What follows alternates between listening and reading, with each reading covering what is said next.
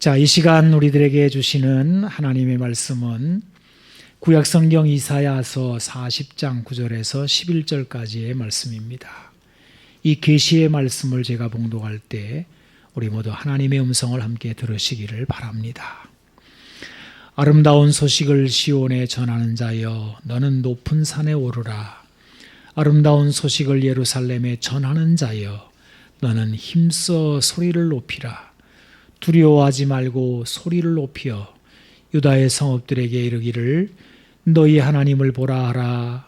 보라, 주 여호와께서 장차 강한 자로 임하실 것이요 친히 그의 팔로 다스리실 것이라. 보라, 상급이 그에게 있고 보응이 그의 앞에 있으며 그는 목자같이 양떼를 먹이시며 어린 양을 그 팔로 모아 품에 안으시며 젖먹이는 암컷들을 온순히 인도하시리로다. 아멘.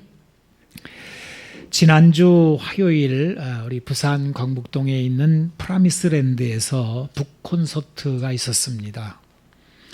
나비날다의 저자이신 은미 작가가 직접 오셔서 이 책에 얽힌 이야기들을 함께 나눌 수 있었습니다. 이 나비날다라고 하는 책은 일제강점기 때 위안부 할머니들의 참혹한 실상을 소설 형식으로 담아낸 책입니다. 형식은 소설이지만 여기 나오는 모든 이야기들은 위안부 할머니들의 증언을 가지고 쓴 것이기 때문에 작가의 상상이나 허구가 아닌 사실의 기록이라고 작가는 이야기를 하고 있습니다. 이 책의 첫 시작은 아픔이라고 하는 단어입니다. 이 위안부 할머니들의 증언이 얼마나 참혹한지 그것을 받아 글로 옮기는 작가는 마치 수천 개의 바늘이 내 혈관을 타고 다니며 찔러대는 것 같았다. 그렇게 아팠다라고 말을 합니다. 그야말로 이 책은 읽어내기도 힘들 정도의 참혹한 실상을 담고 있습니다. 이 책은 본래 5년 전에 미국에서 먼저 출판이 되었는데 이제야 한글판이 되어 나왔습니다. 은미 작가는 이 책을 한글로 옮기려고 할 때 그 글을 다시 보고 싶지 않을 정도로 힘들어서 원고에서 도망쳤다. 이렇게 말을 합디다. 이렇게 차일피일 미루다가 5년이 흘러서야 한글판을 내게 되었다는 것입니다. 그나마 한국의 다음 세대인 청소년들도 이 책을 읽으면 좋겠다라고 생각해서 거기에 나오는 표현들이나 단어들을 순화했다라고 합니다. 처음 위안부 할머니들의 증언을 들었을 때는 그 책에 참아 담지 못한 더 참혹한 것들도 사뭇 있었는데 그것은 이 이상의 이야기를 담는 것은 인간성을 상실하는 차원이라 읽는 사람들조차도 그렇게 인간성을 상실하는 차원이라 여겨서 수위를 조절했다라고 작가는 이야기를 합니다. 여러분, 우리나라의 이 위안부 할머니들의 이야기들, 이 할머니들이 왜 생겨났습니까? 지금 우리는 위안부를 할머니라고 부릅니다. 하지만 이들이 참혹한 일을 당할 때는 모두 다 꽃다운 때였습니다. 위안부를 할머니라고 하면 시점이 참혹한 시점에서 오늘의 시점으로 옮겨집니다. 위안부의 참상은 할머니가 당한 것이 아니라 아름다운 시절에 청소년들이 당한 것입니다. 도대체 이 꽃다운 청춘들이 왜 이렇게 짓밟힌 것일까요? 그것은 나라가 이들을 지켜주지 못했기 때문입니다. 나라가 쇠약했기 때문에 도둑이 집안에 들어와 겁탈하고 있을 때 아무도 지켜줄 자가 없었습니다. 그런데 현실은 이것이 끝이 아닙니다. 은미 작가는 우리가 잊지 말아야 할 그 이상의 이야기들을 쏟아놓았는데요. 일제강점기 위안부 같은 비극은 우리나라에 그 이전에도 있었습니다. 병자호란 또 임진왜란 때입니다. 병자호란 때 숱한 조선의 처녀들이 청나라에 끌려갔습니다. 자그마치 10만 명이나 된다고 합니다. 이들이 다시 고국으로 돌아왔을 때 환향녀라고 불렀는데 이들은 결코 위로와 환대를 받지 못합니다. 양반집에서는 정절을 지키지 못했다고 자살을 강요했고 대부분은 창녀 취급을 당하게 됩니다. 오늘날까지 환양년이라는 말로 남아 이들이 당했던 치욕을 엿보게 합니다. 이것은 임진왜란 때에도 마찬가지였습니다. 임진왜란은 7년 전쟁으로 조선을 온 나라를 황폐하게 만들었습니다. 특별히 이렇게 부산같이 남쪽에 사는 사람들은 외적에 더 많이 노출되어 수없이 일본에 끌려갔습니다. 전쟁이 끝이 나고 끌려간 사람들을 돌아오게 하는 노력들이 있었는데 역시 이때에도 이들은 위로와 환영을 받지 못합니다. 오히려 본국의 사람들은 웬 떡이냐는 심경으로 이렇게 돌아온 사람들을 노비로 삼거나 예쁜 아낙은 남편을 죽이고 첩으로 삼거나 했다는 것입니다. 이 소식을 들은 일본에 남아있던 포로들은 조국으로 돌아가는 것을 거부하고 일본에 남게 됩니다. 또다시 세월이 흘러 일제강점기 꽃다운 처녀들이 위안부로 끌려갔습니다. 2차 대전이 끝나고 지옥 같은 전쟁터에서 살아남은 위안부들이 돌아왔습니다. 하지만 이들은 자기들이 당한 끔찍한 일들을 숨기고 살게 됩니다. 언제나 세상은 이들을 더럽다고 재수없다고 멸시했습니다. 나라는 이들을 지켜주지 못했고 집안도 이들을 위로하지 못했습니다. 이렇게 아픔을 끌어안고 살던 위안부 여인들이 이제 할머니가 되어서야 자신의 상처를 증언하고 책으로 나오게 된 것입니다. 오늘날 일본은 어이없게도 위안부라는 것은 존재하지 않는다는 발뺌을 합니다. 그들은 조직적이고 치밀하게 사실을 은폐합니다. 일본의 이 로비 실력은 아주 알아줄 정도라고 하는데 거짓에 사로잡힌 이들의 로비 활동으로 인하여 이 나비날다라고 하는 책이 출판과 유포에 큰 방해를 받게 됩니다. 그래서 이 책의 표지에는 거짓은 진실을 이길 수 없다라는 문구를 달고 있습니다.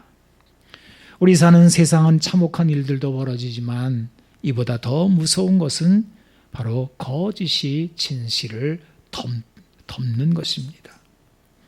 거짓은 결코 가볍고 만만하지 않아 보입니다. 이상하게도 거짓은 큰 힘을 가지고 진실을 가립니다. 그래서 역사는 반복하여 참혹한 실상을 재생산하는 어리석음을 낳습니다. 오늘 우리가 읽은 이사야서는 지금으로부터 2500여 년 전에 있었던 유대민족 이야기를 담고 있습니다. 놀랍게도 이들도 포로에서 돌아온 사람들의 이야기입니다.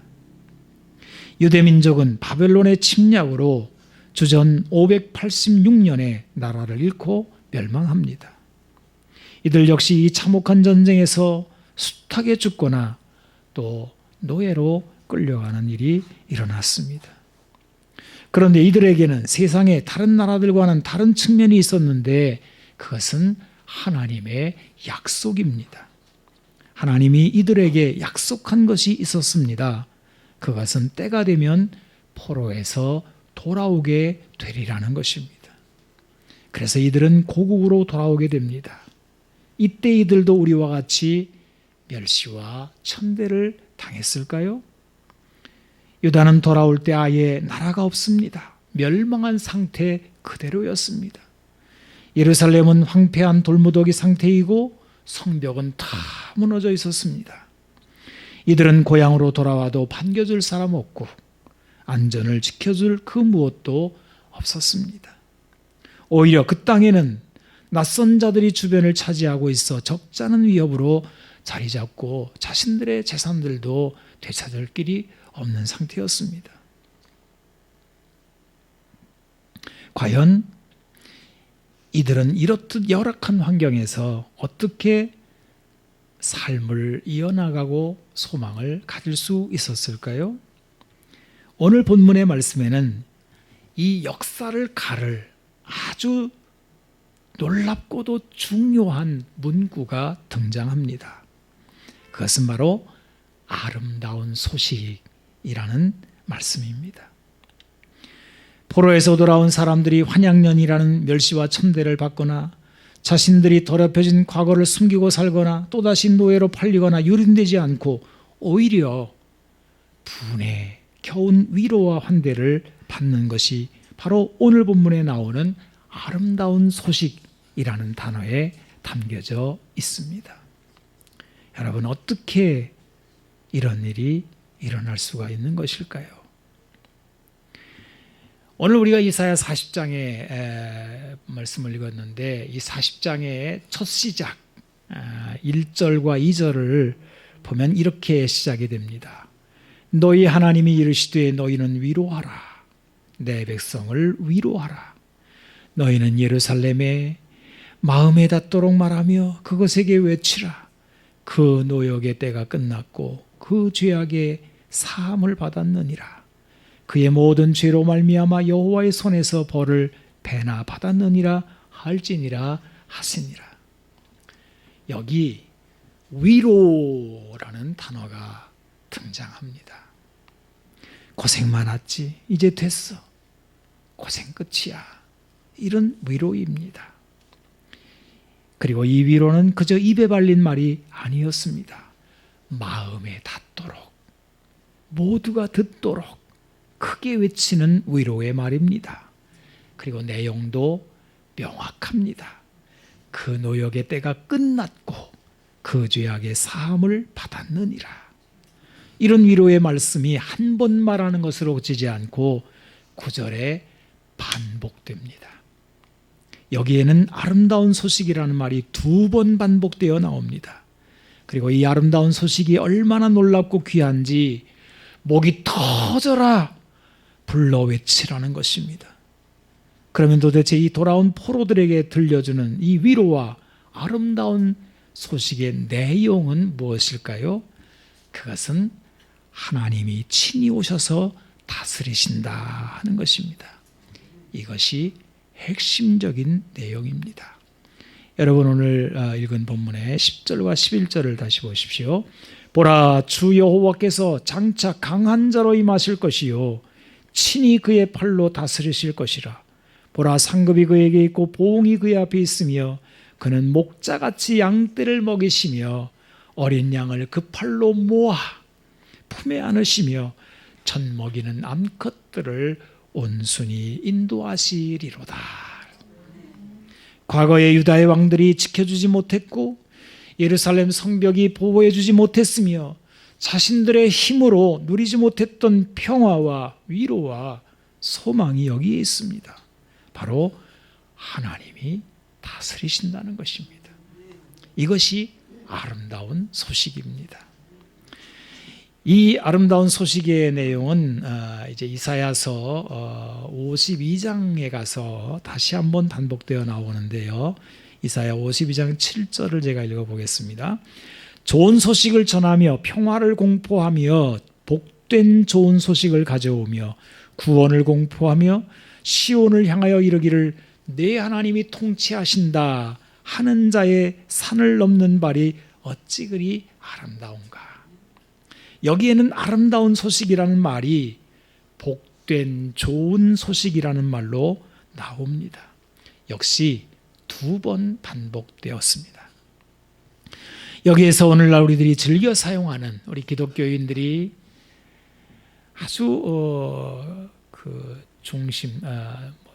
너무 많이 사용하는 복음이라고 하는 단어가 나오게 됩니다. 그러니까 오늘 본문의 말씀 이사야서에는 복음의 원천이 들어있는 것입니다. 복음이란 아름다운 소식, 복된 좋은 소식이라는 뜻입니다. 그리고 그 중심, 그 내용의 중심은 하나님이 통치하신다 하는 것입니다. 이 세상에 형편없고 못된 왕이 다스리는 것이 아닙니다. 이들이 다스릴 때 백성들은 항상 불안에 떨어야 했습니다. 문제가 발생하면 바로잡을 관심이나 능력이 그들의 왕들에게는 없었습니다. 그리하여 포로에서 돌아온 자들이 위로는커녕 멸시와 천대를 받을 수밖에 없었습니다.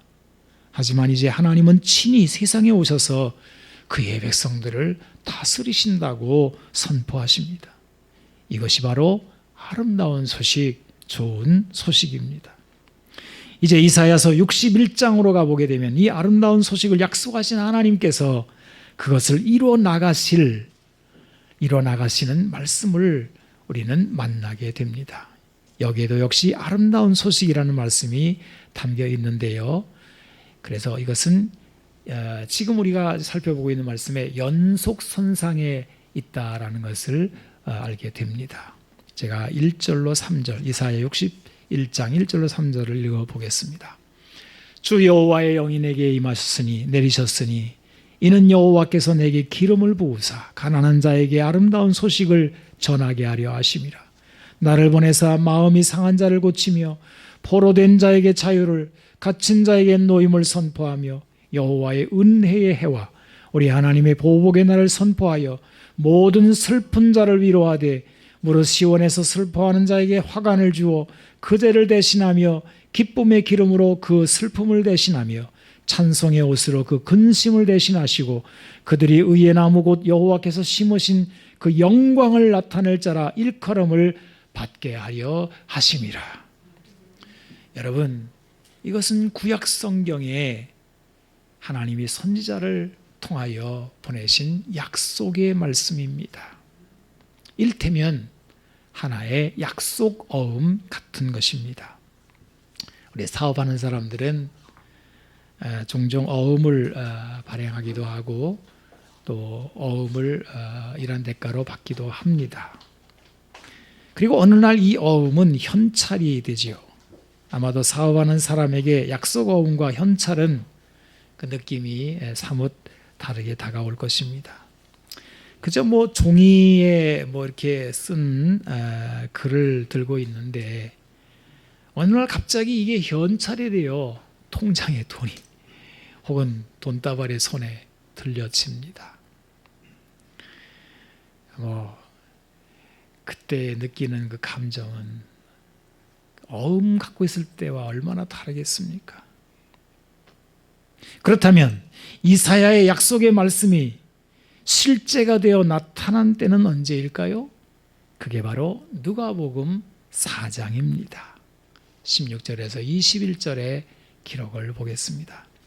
예수께서 그 자라나신 곳 나사렛에 이르사 안식일에 늘 하시던 대로 회당에 들어가사 성경을 읽으려고 서심해 선지자 이사야의 글을 들이거늘 책을 펴서 이렇게 기록된 데를 찾으시니 곧 주 성령이 내게 임하셨으니 이는 가난한 자에게 복음을 전하게 하시려고 내게 기름을 부으시고 나를 보내사 포로된 자에게 자유를, 눈먼 자에게 다시 보게 함을 전파하며 눌린 자를 자유롭게 하고 주의 은혜를 전파하게 하려 하심이라 하였더라.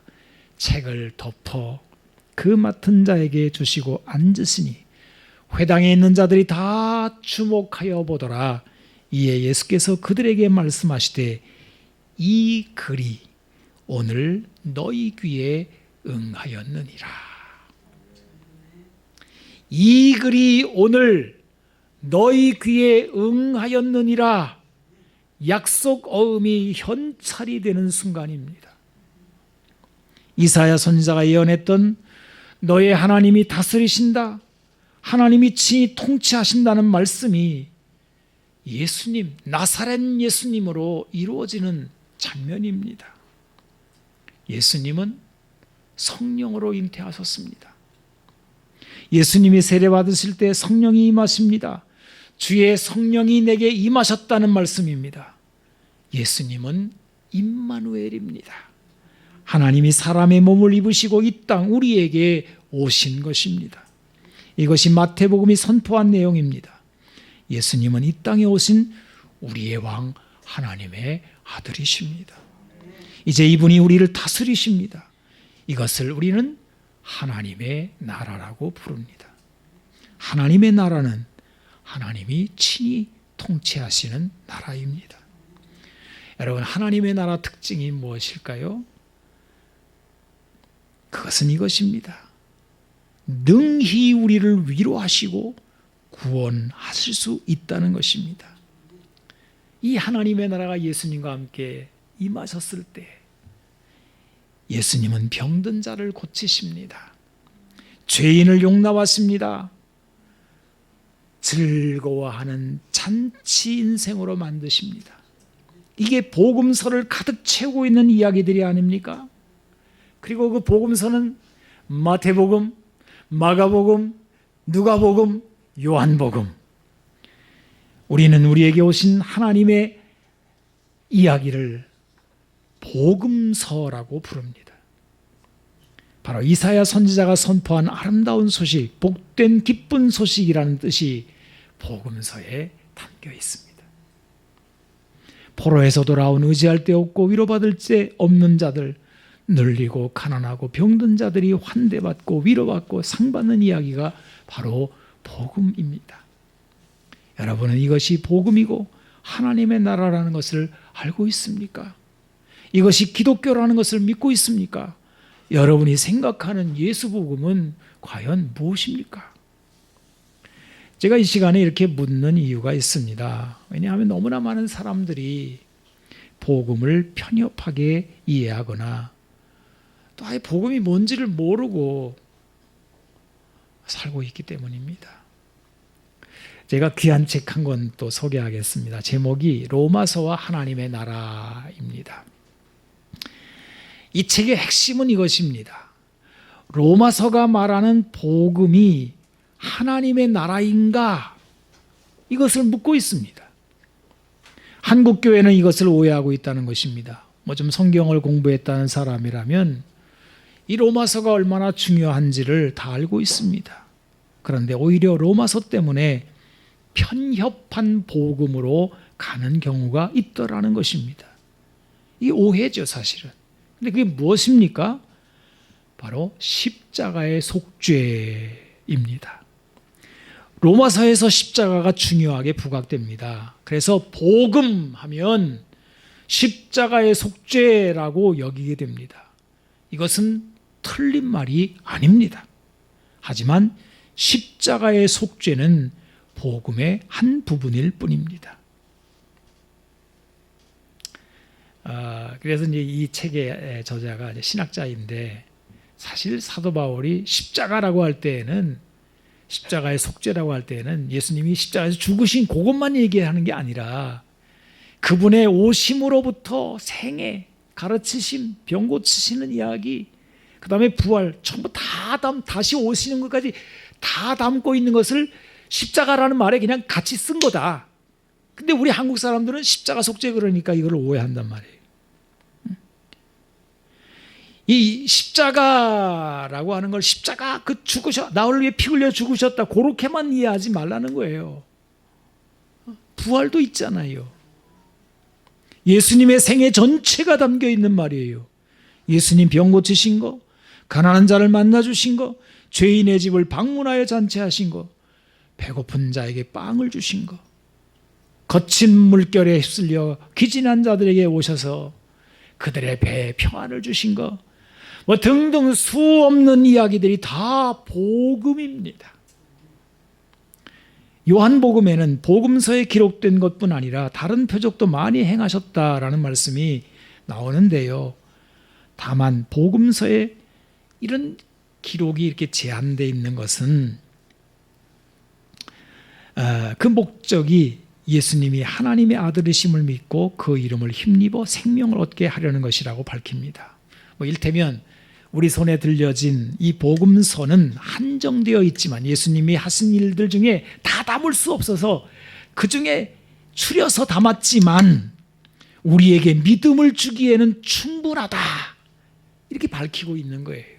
그러니까 우리는 복음서의 내용만 다다고 생각하지 말고 예수님이 복음서에 다 담지 못한 예수님이 하신 숱한 이야기들을 뭐 그때뿐이겠어요. 예수님은 어제나 오늘이나 영원토록 동일하신 분이고 그분은 여전히 성령으로 이 지구상에 우리들까지 계속 역사하시는 분이니 여러분 온 우주에 다 써도 다 그 기록을 다 쓰지 못할 정도로 어마어마한 구원의 이야기, 놀라운 축복의 이야기, 우리의 생명을 붙들어 세우시는 이야기들이 숱하게 담겨 있단 말이에요. 이게 전부 다 복음이란 말이에요. 여러분 예수님의 이야기는 참으로 엄청납니다. 십자가의 속죄라는 말은 그 복음의 한 부분을 가지고 지금 전체를 좀 표현한 것뿐이에요. 그런데 로마서를 잘못 공부해서 복음 하면 십자가의 속죄로 제한시켜버리는 것은 큰 오류다라는 것이 이 책의 주 내용입니다. 이렇게 오해하다 보면 복음은 죽은 다음에 하나님의 심판에서 형벌을 받지 않는 것으로 제한된다는 것입니다. 이게 기독교인들의 삶이 형편없이 초라해지는 이유가 됩니다. 그러나 복음은 우리 삶의 전반에 나타나는 하나님의 통치입니다. 여러분 이것은 탁상공론이 아니에요. 죽은 후에 벌어질 심판과 구원이 전부도 아닙니다. 복음은 그냥 생명입니다. 생명이 존재할 때 누리는 복된 소식이 전부 다 복음입니다. 우리의 삶 전부를 하나님이 다스리시고 통치하실 때 거기에 하나님의 나라가 있고 거기에 복음이 있습니다. 그러므로 복음이 무엇인지를 보려면 복음서에 예수님을 만나면 되는 겁니다. 이 예수님을 본다는 게 얼마나 중요한지 여러분 오늘 본문에도 이렇게 나와 있습니다. 이사야 40장 9절의 끝부분 여기 너희 하나님을 보라 이렇게 나오는 이게 복음인데요. 다시 한번 이 9절을 읽어보겠습니다. 아름다운 소식을 시온에 전하는 자여 너는 높은 산에 오르라. 아름다운 소식을 예루살렘에 전하는 자여 너는 힘써 소리를 높이라. 두려워하지 말고 소리를 높여 유다의 성읍들에게 이르기를 너희의 하나님을 보라 하라. 너희의 하나님을 보라 그래요. 여기 보면 아름다운 소식이나 소리를 높여 말하는 것이나 다 너희 하나님을 보라 하는 여기에 걸려 있습니다. 그래서 우리는 우리에게 오신 임마누엘의 하나님, 임마누엘이라는 하나님이 우리와 함께 하신다라는 말로서 사람의 몸을 입으시고 베들레헴 유다 땅 베들레헴 땅에 그 초라한 마국간에 어린아기로 오신 그 예수님을 말하는 것이잖아요. 그 예수님을 보라는 거예요. 그래서 사람들이 예수님을 봅니다. 사도 요한도 예수님을 보고는 이런 글을 남겨요. 요한복음 1장 14절과 18절입니다. 말씀이 육신이 되어 우리 가운데 거하심에 우리가 그의 영광을 보니 아버지의 독생자의 영광이요 은혜와 진리가 충만하더라. 본래 하나님을 본 사람이 없으되 아버지 품속에 있는 독생하신 하나님이 나타내셨느니라. 히브리서에도 이렇게 말씀하십니다. 믿음의 주여 온전케 하시는 이인 예수를 바라보자.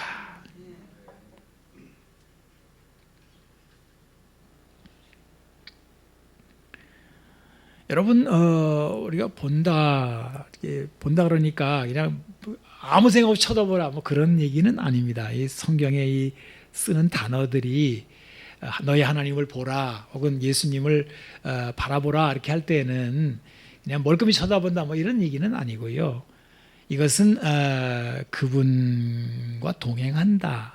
그분과 하나가 한 마음이 되어서 같이 간다. 삶의 자리를 같이 걸어간다. 뭐 이런 얘기고 그 다음에 인격적 관계를 맺어서 주님과 내가 마치 부부처럼 그래서 성경을 보면은 하나님을 남편으로 그의 백성들을 아내로 이렇게 설명할 때가 있잖아요. 그렇게 하는 그걸 말하는 거예요. 이건 관계를 말하는 것입니다. 그래서 따르는 것을 말하는 것이고 순종이 거기다 포함되는 그런 내용이 바로 바라본다라는 뜻입니다. 우리가 예수님을 바라보는 이유는 거기에 하나님의 통치가 있기 때문입니다. 우리는 이것을 복음이라고도 부르고 하나님의 나라라고도 부릅니다. 여러분, 이 하나님의 나라에는 힘이 있습니다. 예수님이 병든 자를 고치시고 귀신을 쫓아낸 것은 그 나라가 힘이 있음을 보여주는 것입니다. 주님의 나라는 권세가 있습니다. 그러므로 누구든지 사람이 예수님을 바라보게 되면 능력을 당하지 않습니다. 우리는 요한복음의 말씀에서 이것을 확인해 볼 수 있는데요. 요한복음 10장 27절에서 30절. 여러분, 요한복음 10장은 예수님 목자가 되시고 우리가 그의 양떼라는 이 설정으로 되어 있는 말씀인데요. 내 양은 내 음성을 들으며 나는 그들을 알며 그들은 나를 따르느니라. 내가 그들에게 영생을 주노니 영원히 멸망하지 아니할 것이요 또 그들을 내 손에서 빼앗을 자가 없느니라. 그들을 주신 내 아버지는 만물보다 크심에 아무도 아버지 손에서 빼앗을 수 없느니라. 나와 아버지는 하나이니라. 여기에 하나님의 나라가 있습니다. 이게 복음입니다. 복음은 지금 여기에 있습니다. 예수님이 우리를 다스리실 때 우리를 두렵게 할 자가 어디 있습니까? 사도 바울은 이것을 이렇게 선포합니다. 이게 로마서의 선포인데요. 사실 이것만 봐도 사도 바울이 전하는 복음이 십자가의 속죄라고 하는 한 부분에 머물러 있지 않음을 대본에 알 수 있는데요. 자, 복음은 이 로마서에 나오는 복음은 이렇습니다. 로마서 8장 35절에서 39절입니다. 이 말씀을 저와 함께 여러분들도 같이 한번 읽었으면 좋겠습니다. 우리 같이 한번 읽어보겠습니다. 시작. 누가 우리를 그리스도의 사랑에서 끊으리요? 환난이나 곤고나 박해나 기근이나 적신이나 위험이나 칼이랴. 기록된 바 우리가 종일 주를 위하여 죽임을 당하게 되며 도살할 양같이 여김을 받았나이다 함과 같으니라. 그러나 이 모든 일에 우리를 사랑하시는 이로 말미암아 우리가 넉넉히 이기느니라.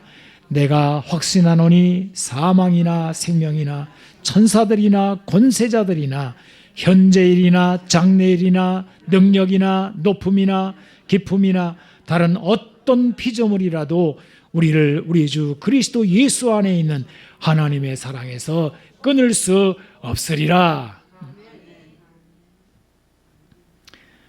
사랑하는 성도 여러분, 지금 우리는 하나님의 나라를 살고 있는 중입니다. 기도하겠습니다. 하나님 감사합니다. 주님이 다스리는 나라를 우리가 보았습니다. 누가 우리를 책임져 주겠습니까? 누가 우리를 보호해 주겠습니까?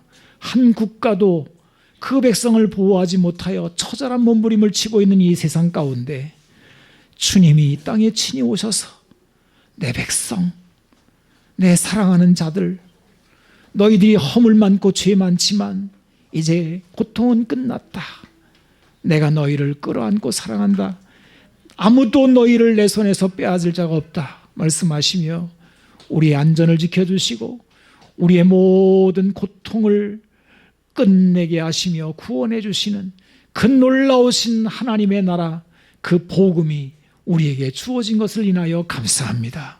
하나님, 지금 여기에 성령으로 주님이 우리의 왕이 되시오니 우리 예수님 오셔서 우리를 다스려 주시고 우리의 모든 질병과 또 우리의 모든 괴로움과 모든 악한 것들을 다 물리쳐 주시고 주님의 나라를 이 땅에 이루어 주시옵소서.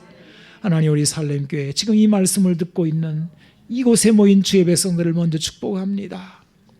오 주여, 우리 삶의 형편이 우리가 이 땅에 사는 동안에 이렇게 주님 때로는 병들고 때로는 노약해지며 때로는 질병 코로나19로 인하여 오랜 세월 동안 답답한 삶을 살고 주님 내일을 기약할 수 없는 여러 가지 어려운 일들이 있지만 그러나 하나님 복음이 있는 곳에 주님의 다스림이 있는 곳에 우리가 있사오니 주여 주님 은혜 가운데서 강건하게 하여 주시고 그 이름을 선포하며 믿음으로 승리케 하여 주옵소서.